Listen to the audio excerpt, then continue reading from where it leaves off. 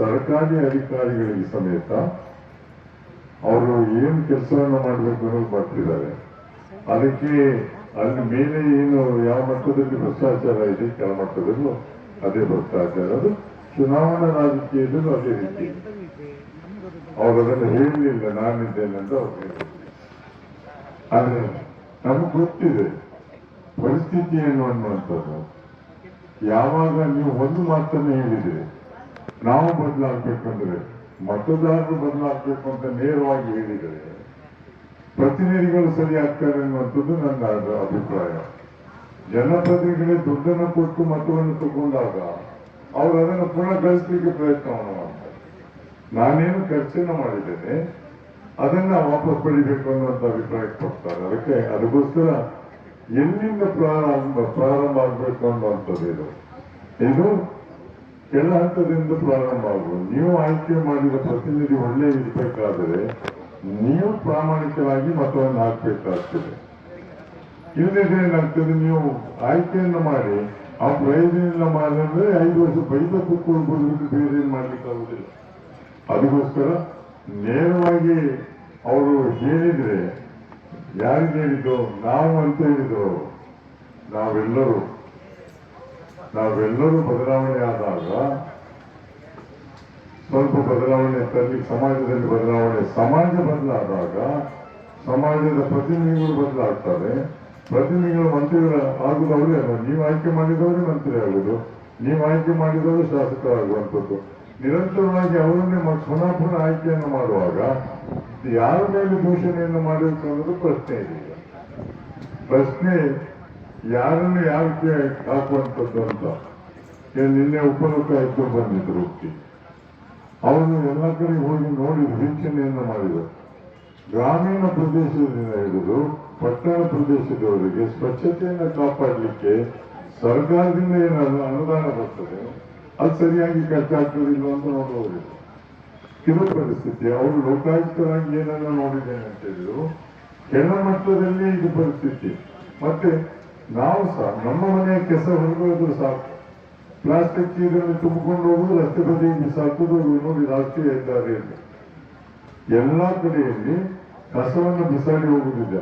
ಅದು ಒಂದು ತರ ನಮ್ಮ ತಪ್ಪಂತ ಹೇಳ್ಬೇಕಾಗ್ತದೆ. ಯಾಕಂದ್ರೆ ಇವೆಲ್ಲವೂ ನಮ್ಮಿಂದ ಪ್ರಾರಂಭ ಆಗ್ಬೇಕಾಗ್ತದೆ, ಬಿಟ್ರೆ ಅವ್ರು ಮಾಡ್ಬೇಕು ಅಲ್ಲ.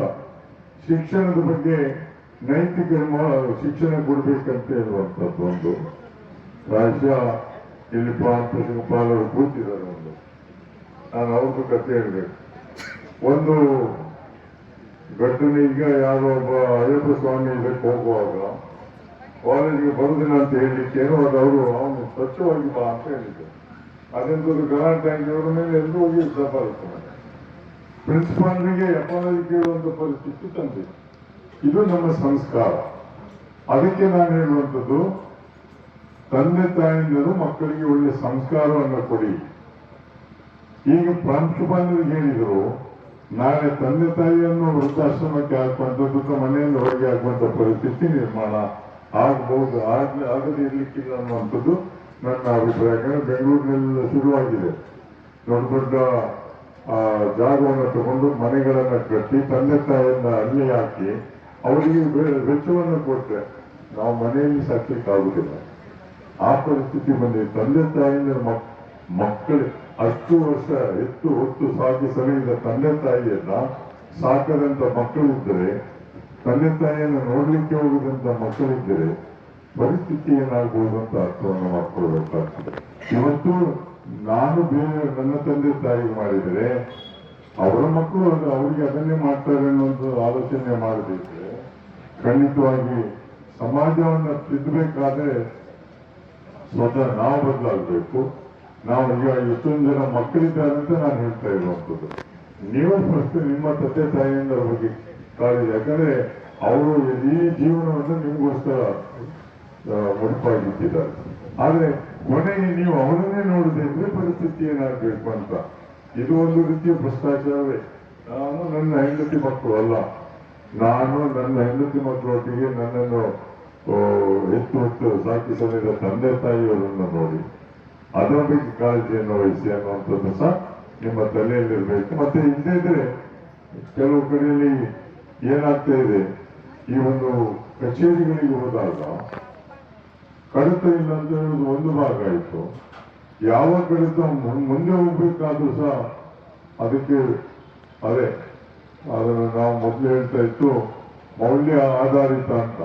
ಈಗ ಮೌಲ್ಯ ಅದಕ್ಕೆ ಎಷ್ಟು ಅಂತ ಆಧಾರಿತ ಅಲ್ಲ, ಮೌಲ್ಯ ಆಧಾರಿತ ರಾಮಕೃಷ್ಣರು ಶುರು ಮಾಡಿದ್ರು ಮೌಲ್ಯಾಧಾರಿತ ರಾಜಕಾರಣ ಅಂತ ಹೇಳಿ. ಆದ್ರೆ ಪ್ರತಿಯೊಂದಕ್ಕೂ ಮೌಲ್ಯ ಎಷ್ಟು ಮೌಲ್ಯ ಅನ್ನುವಂಥದ್ದು ನಿಗದಿಪಡಿಸಿದಾಗ ಮಾತ್ರ ಕಡಿತ ಮೂವಾಗ್ತದೆ. ಅದನ್ನ ಹೇಳಿಕೆಯಿಂದ ಮುಂದೆ ನೋಡುವಂತ ಪರಿಸ್ಥಿತಿ. ಯಾಕಂದ್ರೆ ಎಲ್ಲರೂ ಅವರನ್ನ ಸ್ವತಃ ನೋಡುವಂತ ಪರಿಸ್ಥಿತಿ ಬಂದು ಏನ್ ಮಾಡಬೇಕು ಅನ್ನೋ ಬದಲಾವಣೆ ತರಬೇಕಾದ್ರೆ ಮೇಲಿನ ಕೆಳಗೆಯ ಮ್ಯಾಕ್ರೋಯಿಂದ ಮೈಕ್ರೋ ಲೆವೆಲ್ಗೆ, ಮೈಕ್ರೋಯಿಂದ ಕೆಳಗಿನ ಮೇಲೆ ಹೋಗ್ಬೇಕನ್ನುವಂಥದ್ದು ಅರ್ಥ ಆಯ್ತು. ಕೆಳಮಟ್ಟದಲ್ಲಿ ಸರಿ ಆಗ್ತಾ ಹೋದ್ರೆ ಒಂದು ಕುಟುಂಬದವರು ಇದಕ್ಕೆ ಯಾರು ಆ ಕಚೇರಿಗೆ ಹೋಗಿ ನಾನು ದುಡ್ಡು ಕೊಡುವುದಿಲ್ಲ ಅಂತ ಹೇಳಿ ಅದಕ್ಕೊಂದು ಉದಾಹರಣೆಯನ್ನು ಕೊಡ್ತೇನೆ. ಒಬ್ರು ನನ್ನ ಗುರ್ತದವರು ವ್ಯವಹಾರದವರು ಹೋದ್ರಂತೆ ಯಾವ್ದು ಆಫೀಸಿಗೆ.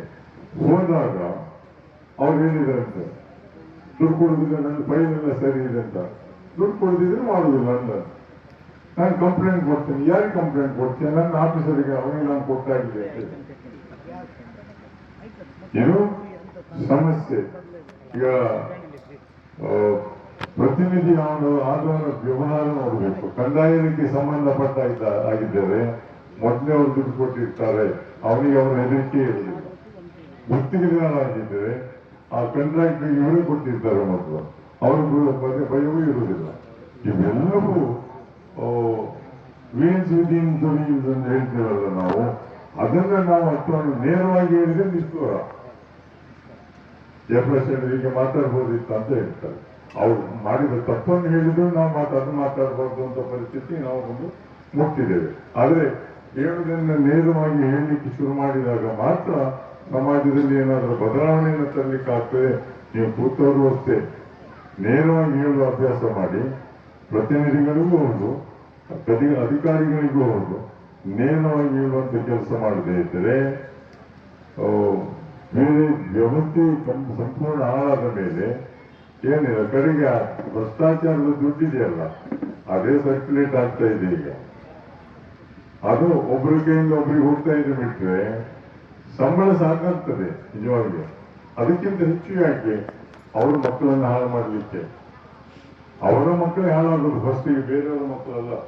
ಅದನ್ನು ಆಲೋಚನೆ ಮಾಡದೆ ಈ ಒಂದು ಪರಿಸ್ಥಿತಿ ಬಂದು ನಾವು ಮುಟ್ಟಿದ್ದೇವೆ ಅಂತ ದಯವಿಟ್ಟು ಭ್ರಷ್ಟಾಚಾರ ಮೇಲ್ಮಟ್ಟದಲ್ಲಿ ಇರಬೇಕಾದ್ರೆ ಕೆಳಮಟ್ಟದಿಂದ ಶುರುವಾದದ್ದು. ಅದರೊಟ್ಟಿಗೆ ಮಕ್ಕಳು ಪುನಃ ಕೊನೆಯಲ್ಲಿ ಹೇಳ್ತಾನೆ, ನಿಮ್ಮ ತಂದೆ ತಾಯಿಯರ ಬಗ್ಗೆ ಕಾಳಜಿಯನ್ನು ವಹಿಸಿ ಅಂತ ಮಾತನ್ನು ಹೇಳ್ತಾ ನನ್ನ ಮಾತನ್ನು ಮುಗಿಸ್ತೇನೆ. ಜೈ ಹಿಂದ್.